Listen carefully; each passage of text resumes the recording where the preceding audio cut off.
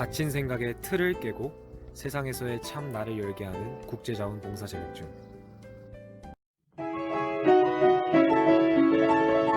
안녕하세요. 청소년 자원봉사 강의를 맡은 고경숙입니다. 여러분들은 청소년을 어떤 대상이라고 생각하시나요? 청소년은 언뜻 보기에도 굉장히 활기차고 꿈도 많고 조그만 일에도 잘 웃고 에너지가 많은 대상이라고 생각을 하시죠? 청소년의 개념을 보면 유엔에서는 15세에서 24세로 규정을 하고 있습니다. 우리나라는 청소년 기본법에 9세 이상에서 24세 미만을 청소년이라고 정하고 있는데요. 우리나라 여러 법에 청소년의 개념이 법마다 다 규정이 다르다라는 거는 염두에 두고 들으셨으면 좋겠습니다. 청소년은 아동기에서 성인기에 이르는 과도기라고 할 수 있습니다. 그래서 이들은 이 시기의 특징에 맞게 굉장히 불안하고 또 어쩌면 위기에 처해 있고요. 또 문제점이 많기 때문에 실수도 많이 하고 또 본인도 모르게 화도 잘 내고 감성이 고조되어서 잘 웃기도 하는 그런 특징이 있죠. 이들의 개념을 잘 살펴보면요, 우선 신체적, 생리적 특성을 보면은 2차 성징으로 인해서 신체에 대한 관심이 굉장히 많아집니다. 어떤 청소년은 한 1년에 15cm 이상 급격하게 폭풍 성장하는 경우도 있고요. 또 이에 따라서 외모에 대해서 굉장히 관심이 많습니다. 그래서 어쩌면 외모 지상주의를 추구하게 되죠. 이렇다 보니 성형에도 관심이 많게 되고요. 또 2차 성징으로 인해서 성에 대한 욕구가 굉장히 많이 동반되기도 합니다.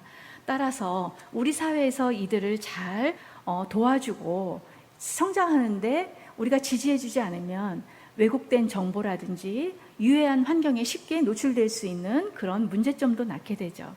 두 번째로 인지적 특성을 보면은요, 자아 정체감이 형성되는 시기예요. 그래서 이때는 자기중심적이고 사회적으로 상호작용이 굉장히 활발한 시기입니다. 따라서 혼자 있는 시간도 필요하고 공간도 필요하죠. 그리고 또 따라서 친구들한테 영향을 굉장히 많이 받게 되는 그런 특징이 있어요. 세 번째로 정서적 특징을 보면은요, 감정 기복이 굉장히 심하고 예민해져요. 늘상 듣던 부모님의 한 말씀도 어떤 때는 굉장히 화가 나서 문을 쾅 닫고 들어가기도 하고요. 또 별것도 아닌데 혼자 너무너무 재밌어서 깔깔거리고 웃기도 하죠. 그리고 이때는 굉장히 열성적이고 호기심과 모방성이 아주 강해서요, 본인만의 어떤 이상형이 딱 머릿속에 박히면 그 사람을 모방하려고 하는 심리가 아주 강하게 작용되는 시기이기도 합니다. 사회적으로 보면은요, 부모님들로부터 분리하고 싶어 해요.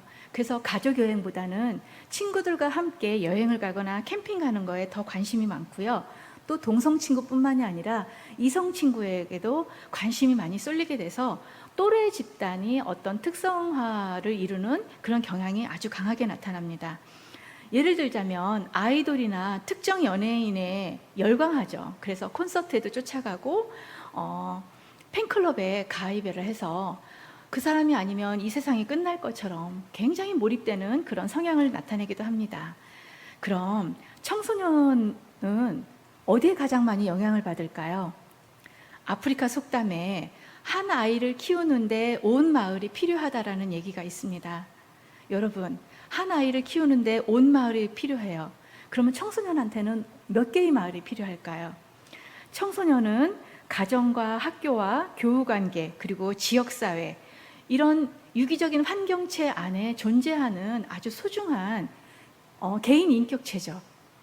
그런데 각각의 영향을 주는 환경을 보면은 과연 어떤 영향을 개별적으로 미칠까요? 유대인의 교육은 식탁에서 이루어진다는 말이 있습니다. 무슨 말일까요? 식탁에 앉아서 부모님이 자녀들한테 똑같은 인격체로 대하면서 오늘 학교에서 어떤 일이 있었니? 친구들과 그래 어떤 경험이 있었니? 너의 꿈은 뭐니? 그럼 그 꿈을 위해서 너는 어떤 노력을 할 거니? 라고 아이를 인격적으로 존중을 해주면서 그 아이의 말을 들어주고요. 아이들은 또 부모님이 하시는 그 행동이나 언어나 태도나 습관을 통해서 우리 사회의 한 구성원으로 나아가는데 필요한 모든 자양분을 거기서 얻게 되죠. 학교는요, 어쩌면 학생들이 가장 많이 시간을 보내는 공간이기도 합니다. 학교에서 요즘 우리 청소년들을 위해서 많은 제도와 정책이 운영되고 있는데요. 특히 청소년 교육 전담 기관이라는 데가 있어요. 위크레스라든지 뭐 청소년 상담 복지센터 이런 데도 연계돼서 운영이 되고 있고요. 또 이 안에서 우리 학생들의 진로를 설계하는 데 많은 도움을 주고 있습니다. 그리고 또 하나는 교우 관계예요. 여러분, 친구 따라 강남 간다라는 얘기 들어보셨죠? 친구로부터 정서적으로 많이 지지도 받고 또 집에나 사회에서 얻지 못했던 다양한, 어쩌면 왜곡될 수도 있는 그런 무차별적인 정보를 많이 공유하게 돼요. 그래서 친구한테 영향을 많이 받게 되기도 하죠. 어쩌면 학교와 교우 관계 요 사이에서 왕따, 학교 폭력 이런 문제가 발생하기도 해요. 그리고 지역사회에서는 청소년을 위해서 많은 행사들이 진행이 됩니다. 실제로 한 사례를 보면은요, 청소년들한테 노인과 장애인이 돼서 그들이 어떻게 생활을 하고 우리가 함께 살아나가는데 그들이 얼마나 불편감을 느끼고 소외감을 느끼는지 간접 경험을 시켜봤다고 합니다. 시각장애인처럼 눈이 안 보이게 해서 지팡이를 짚고 횡단보도를 건너는데 이 아이들이 실수로 연발했겠죠. 또 노인처럼 체험을 해봤어요. 걸음걸이도 빠르지 않죠. 눈도 잘 안 보이죠. 귀도 잘 안 들려요. 이 아이들이 이 경험을 마친 다음에 폭풍 오열을 했다고 그래요. 내가 왜 그동안 장애인을 그런 시각으로 봤지? 왜 노인들은 버스에서 빨리빨리 내리질 못하고 무슨 말귀를 저렇게 못 알아듣지? 이런 경험을 통해서 우리 학생들은 모든 사회적 네트워크 안에서 수많은 경험과 이들의 정체성을 형성하는데 영양분을 받는다라고 생각하시면 됩니다. 그래서 우리는 이들한테 올바르게 커나가기 위해서 자원봉사의 장도 많이 제공을 하고 있습니다. 그러면 여러분, 청소년 복지라는 게 뭘까요? 우리 청소년이 사회 구성원으로 온전하게 잘 클 수 있도록 순기능만 주는 게 사회일까요? 그러면 얼마나 좋겠어요. 우리 사회는 이들이 그렇지 못하기 때문에 올바르게 잘 성장할 수 있도록 사회의 정책이라든지 제도라든지 전문적인 활동을 많이 하고 있는데요. 지금까지 말씀드렸던 청소년은 딱 명제, 청소년 그 자체가 아닙니다. 청소년도 다양한 모습을 갖고 있겠죠? 우리 얼굴이 다 다른 것처럼요. 청소년 중에는 요보호 청소년도 있고요. 또 비행 청소년도 있고 학생 청소년도 있고 아니면 농어촌 청소년 아니면 근로 청소년도 있을 거예요. 몇 년 전에 제가 한 2년 동안 자퇴해서 학교 밖 아이들을 지도했던 경험이 있는데요. 청소년들은요, 사회에 나가도 발붙일 곳이 없어요. 왜? 의무교육은 마쳤지만 학교 밖에 나오니까 이들을 오라고 하는 데도 없고요. 이들이 가서 편안하게 앉아있을 그런 곳도 없어요. 그래서 이들한테 자립지원 사업을 했어요. 어떻게 했느냐?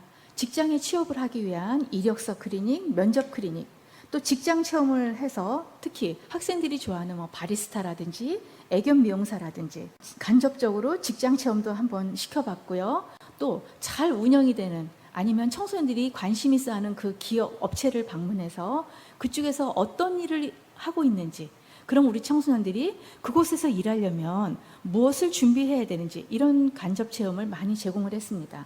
더 나아가서 검정고시를 통해서 고등학교 졸업장을 받게 하고 또 그걸 통해서 고용노동부를 통해서 기타의 자격증을 취득하는 데 경제적인 도움을 많이 주는 그런 제도를 저희가 학생들한테 펼친 적이 있습니다. 청소년 복지라는 이런 특성화된 복지가 왜 필요할까? 대한민국 국민이면 다 똑같은데 왜 굳이 콕 집어서 청소년한테 이 복지를 얘기를 할까요? 우선 가족적인 측면을 바라보면은요, 가족 구성원 자체가 그전 시대하고 많이 바뀌었죠. 핵가족화로 인해서 양육의 기능이 달라졌어요. 옛날에는 할머니, 할아버지도 계시고요. 부모님도 댁에 계시고요. 그리고 형제들이 많았어요. 지금은 형제 수도 작고요. 그러다 보니 아이들이 집에 있어도요, 누구하고 같이 의사소통을 많이 한다든지 영향을 받는 그런 기능이 많이 떨어졌죠. 그리고 이혼으로 인해서 한부모 가족들이 많이 늘었어요. 그리고 요새는 맞벌이가 있다 보니 여성들도 직장에 나가죠. 실제 사례로 제가 맡았던 학생이 부모님이 이혼을 하셨어요. 엄마가 양부와 같이 계시면서 우리 이 학생에게 온전히 관심을 못 쏟았어요. 왜? 형편도 어려웠거든요. 이 학생은 그때 당시에 아이들이 가장 관심 있어 하는 물건이 핸드폰이었어요. 핸드폰을 구입을 해야 되는데 돈이 없는 거예요. 본인이 그 핸드폰 구입할 비용을 마련하기 위해서 비행으로 연결되는 그런 사례를 제가 경험한 적이 있습니다. 그러다 보니 청소년들 사이에서도 가장이 증가가 되든지 아니면 미혼모에서 나온 아이들이 정착을 못하고 수많은 복지 사각지대에 놓여서 우리 사회에 많은 관심을 불러일으키는 그런 대상이기도 합니다. 사회적 측면에서 보면 우리 청소년들이 유해 환경에 많이 노출되어 있죠. 인터넷이라든지 선정적인 대중문화라든지, 그리고 교육 환경도 이제는 바뀌어야 된다고 생각을 합니다. 그래서 혹시 현장에서 선생님 여러분들이 청소년들을 상담을 하게 되면 앞으로 그들에게 어떻게 접근을 해야 될까? 청소년이라는 그 고유한 특성을 여러분들이 잘 이해를 하셔야 되겠죠. 그래서 일반 상담과는 차별화가 돼야 돼요. 실제로 현장에서요, 일반 상담과는 다르게 청소년 상담가라는 독자적인 분야가 있습니다. 그래서 청소년 상담가는 또 소정의 교육과 자격증을 취득해야 되는데요. 청소년의 개별 상담의 목표는 제가 그냥 큰 틀만 한번 읽어보겠습니다. 행동 변화의 촉진, 적응 기술의 증진, 의사결정 기술의 함양, 인간관계의 개선, 잠재력 개발, 자아 정체감 확립과 긍정적 자아 개념 형성. 말이 좀 어렵죠. 이렇게 여러 가지 상담의 목표가 있다고 그래요. 그럼 여러분들은 청소년들을 상담을 할 때 어떤 점에 유의해야 될까요? 제가 그 점을 간단하게 언급해 보겠습니다. 우선 청소년들은요, 말도 말이지만 비언어적인 메시지를 많이 정하고 있습니다. 그래서 언어적, 비언어적 행동에 주의를 기울이셔야 돼요. 예를 들어서 쉽게 처음부터 라포 형성이 잘 안 되죠. 근데 시선을 회피한다든지 다리를 계속 떤다든지 시선이 자꾸 딴 데로 가면서 왠지 표정이 어두워 보인다든지 이런 비언어적인 행동 특성에도 많은 관심을 기울이시면 그 청소년의 감성을 먼저 이해하는데 많은 도움이 되겠습니다. 여러분, 청소년은요, 어른처럼 바로 문제로 들어가면 마음이 열리지 않아요. 오히려 청소년들하고 상담을 하실 때 너 요즘 어떤 게임 좋아하니? 너가 좋아하는 연예인이 뭐니? 내지는 넌 요즘 뭐에 관심이 있니? 이렇게 관심사로 먼저 접근을 하면 어떨까요? 그러면 청소년들이 마음을 살짝 열지 않을까요? 나는 어른이고 너는 나한테 도움을 받는 대상이야. 이런 관계가 아니고 아주 수평적이고 그리고 공동 관심사를 같이 나눌 수 있는 편안한 사람이라고 하면 청소년들이 마음을 열고 그들의 마음을 읽는 능력이 좀 생기지 않을까 싶습니다.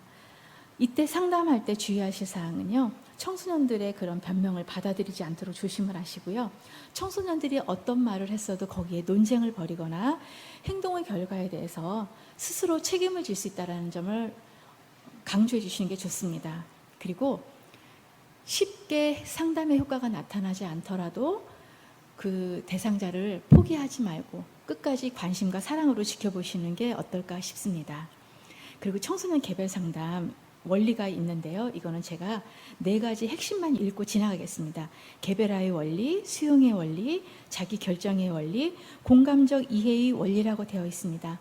이 부분은 상담에서도 굉장히 깊게 들어가는 부분이기 때문에 제가 자세하게 언급하지는 않겠습니다. 여러분, 청소년들이 이 사회에서 자원봉사를 할 적에 청소년이라는 특징이 충분히 반영돼야 된다는 점을 우리 한번 강조하지 않을 수가 없습니다. 청소년들은 이 자원봉사를 통해서요, 본인이 누군가를 도와줄 수 있다는 거, 거기에서 본인의 숨겨진 무한한 잠재력을 발견하고요, 또 이로 인해서 성취감을 느껴요. 그리고 긍정적 자아 확립을 통해서 우리 사회의 한 구성원으로서 소속감 내지는 더 건강한 사회인으로서 발돋움할 수 있도록 우리 모두가 관심을 가지고 도와주는 건 어떨까요? 단순히 학교에서 어떤 점수를 얻기 위해서 형식적으로 하는 게 아니고요, 정말 주체적으로 또는 자발적으로 봉사활동을 할 수 있도록 우리가 그 활동의 장을 마련해주면 상당히 좋을 것 같습니다. 한 예로 제가 알고 있는 병원에는요, 그 시와 협약을 맺어서 청소년들이 그 병원에 와서 환자들을 단순하게 도와줌으로 인해서 그 환자들의 고통을 공감하고 우리 사회에서 정말 사각지대에 놓인 이런 도움이 많이 필요한 대상자에 대한 관심과 사랑, 그런 것이 또 우리 사회를 유기적으로 돌아가는 자양분이라는 걸 느끼게 하는 게 참 중요하다고 생각을 합니다. 네, 여러분 어떠셨나요? 청소년 자원봉사에서 조금 이해가 되셨나요? 네, 이상으로 마치겠습니다. 수고하셨습니다.